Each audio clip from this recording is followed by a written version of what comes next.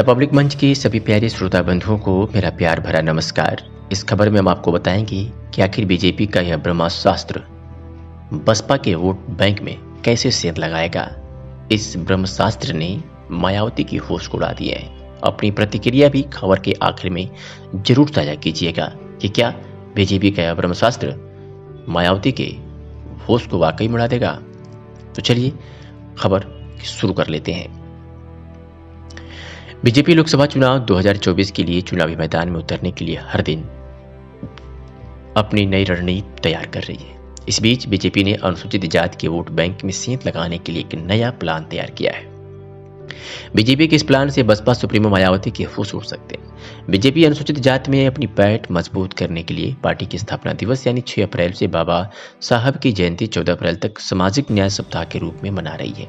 वही बीजेपी के लिए वह प्लान यूपी निकाय चुनाव में भी काफी फायदेमंद हो सकता है, क्योंकि पार्टी को लोकसभा चुनाव से पहले यूपी में अनुसूचित जाति के वोट बैंक का भी आकलन देखने को मिल सकता है। यूपी में साल 2022 के चुनाव में बसपा को महज 1 सीट मिली थी। तभी से सभी दल अनुसूचित जाति के वोट बैंक में सेंध लगाने के लिए नई रणनीति बना रहे हैं, क्योंकि इस समय यूपी में अनुसूचित जाति के वोट बैंक में सेंध लगाने के लिए सपा मुखिया अखिलेश यादव ने भी शुरुआत कर दी। हाल ही में अखिलेश यादव ने कांसीराम की मूर्ति का अनावरण कर मिशन कांसीराम की शुरुआत कर दी है। इसके साथ ही कांग्रेस ने अनुसूचित जाति के वोट बैंक को साधने के लिए प्रदेश का नेतृत्व उसी समाज के नेता बृजलाल खाबरी को दी है। अब कांसीराम की विरासत के लिए यूपी में सभी दलों में जंग छिड़ी हुई है।